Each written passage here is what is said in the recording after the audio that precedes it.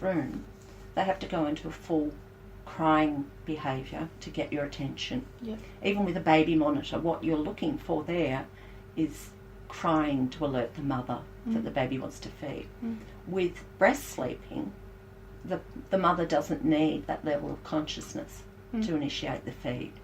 Often the baby will initiate it as they get older, and mothers report that they've woken up and they don't remember the baby being moved to the other breast, or different things where you could see there was no conscious choice around feeding the baby during the night. Yep.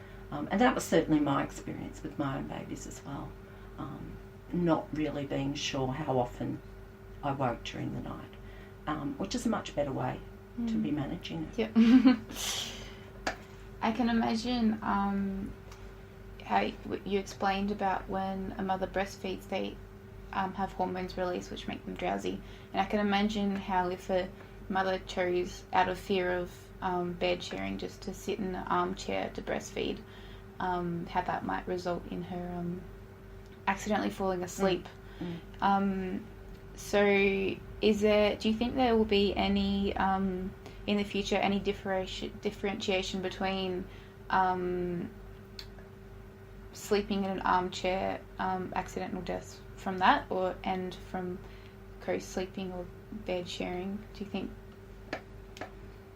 I think there will have to be a change because it's very clear. The statistics are gathered, coroner's reports are made. We know the circumstances that all of these babies have been found in, and there will have to be changes to recommendations, just as there have been prior to now, and there will be in the future. It's very frustrating that I guess blanket warnings are issued, co-sleeping is dangerous. There was a very alarming campaign in America a few years ago now, which used images of babies sleeping in cots with large knives beside them, suggesting that co-sleeping was just as dangerous. They used images of beds combined with grave headstones, suggesting that that was going to be the baby's last resting place. I mean, these were very aggressive, well-intentioned, but very fearful programs. All that does is frighten mothers out of their beds. Yeah. It doesn't stop the babies feeding in the night. It doesn't stop the mother getting up to feed the baby. It just puts mother and baby in a dangerous position to do that, to the extent where we actually recommend they be supervised. So if the mother is getting up to breastfeed in the lounge room or on a nursing chair in the baby's room, that the father or other partner get up and watch that person to make sure they don't go to sleep. And that's really terribly disruptive to the whole family. A lot of incidences of infant death from co-sleeping are not anywhere near the safe guidelines for co-sleeping. A few years ago, the South Australian coroner came out with a very extreme warning against co-sleeping. So I took it upon myself to find his report online and read it. And I think there'd been 5 infant deaths that he was looking at. Of those, 4 were clearly dangerous situations. They involved sleeping with babies by adults affected by drugs or alcohol, sleeping with babies by grandparents or fathers where the mother wasn't present, or having the baby in very unsafe bedding scenarios. Only one of those 5 babies was there not a clearly identified risk factor that would have made co-sleeping unsafe. But of those 4 that were, several of them were on a couch or an armchair. They weren't in a bed. So I think it's really important that we have some clearer language around accidental sleep death, Mm-hmm. so that mothers who are bed sharing safely or following the guidelines for safe sleeping are separated from accidents created by not following the guidelines for infant sleep. Yep. In terms of these guidelines that you're referring to, the safe guidelines for co-sleeping, how can people access this, and can you give us a little bit of a overview of what it involves? One of the best resources is one I found on what's now called Red Nose, which used to be SIDS and Kids in Australia. And they've actually got a really good information sheet about safe co-sleeping. And there has been a shift in the last few years to recognise that even if you tell people not to co-sleep, they're still going to. They're just going to do it in an uninformed manner.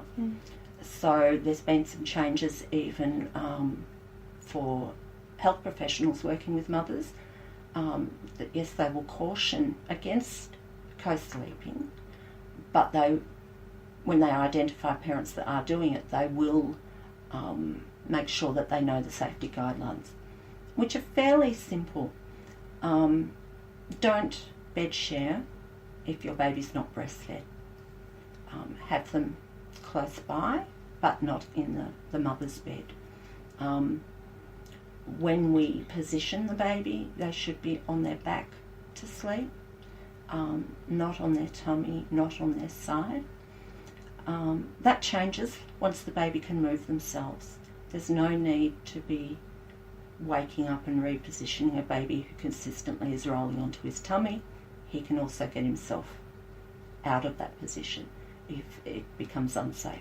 So we're talking here predominantly about babies in the first 2 to 4 months, which is the peak risk time for SIDS. Yep. We make sure that pillows and bedding are nowhere near the baby. There's very good illustrations showing, I guess, the ideal position to be in. The home should be smoke-free. If either parent is a smoker, that again means the baby should be in a separate sleep surface. And we also look at just entanglement risks, safe spaces between mattresses and walls, things like that. A lot of parents will choose to use a arm's reach co-sleeper, or to do what we call sidecarring the cot. In Australia there are no standards for sidecar cots. There are standards for sidecar bassinets, but there are none for cots. Okay. It's not legal in Australia to sell a cot designed to sidecar. So all of these are parenting hacks, and they need to be done in a well-informed way. We must make sure that we're not creating a risky sleep space for the baby. So there's some very good guidelines that you find online. In America and some other countries, you can buy sidecar cots, but we can only buy sidecar bassinets. There's also little co-sleeping beds or containers that can go between the parents, but create a separate sleep space for the baby. And a lot of people feel more confident with that in the newborn period. Yep. So there are ways to increase the safe space and to decrease the risk. Okay. Also, in terms of mattresses, is there a recommended softness of mattresses? Yep. We're talking about a firm mattress. There is a technique that you can use of putting a cup of water on your bed, and if the mattress is too soft for that to stand upright, then it's probably too soft for you to bed share. We don't want to be using additional blankets. We don't swaddle babies when they bed share. They can wear a sleeping bag, but we don't want to hinder their ability to move. That's about preventing babies getting into positions that they can't get themselves out of. Yep. If you're using doonas, they need to be very lightweight. Blankets need to be lightweight. Often mothers will adjust the way that they dress so that they don't need as much bedding over them. We've often joked about we really need sleeping bags for mothers, like the ones that babies wear, so that we don't need to be covered by as much bedding. We keep the baby on the outside of the bed, so going across it would be the baby on the edge, then the mother, then the partner. If there's an older child also sharing the bed, then they should be between the mother and the baby, and not adjacent. The mother and the father, or other parent, not close to the baby. And it's not recommended for babies to bed share with siblings. Bed sharing should only be done with an adult, and that adult should not be affected by drugs or alcohol, including prescription medication that may make you drowsy, and that we keep family pets out of the bed as well. The other, risk factor is people who are very, very fatigued, and that would be outside the normal fatigue of being a parent, and people that fall into the obese category are probably safer having their baby beside the bed and not in the bed. Okay. Do you recommend for the baby mother to share the blankets or have separate blankets? Generally, in the early months, it's probably better to keep them separate. But we have to be cautious about not having extra bedding creating a risk of its own. So a lot of this is common sense, and assessing the environment that you're in. In the middle of summer, this is not as big an issue as it is in the middle of winter. So you need to be, cautious around what you're doing. Yep.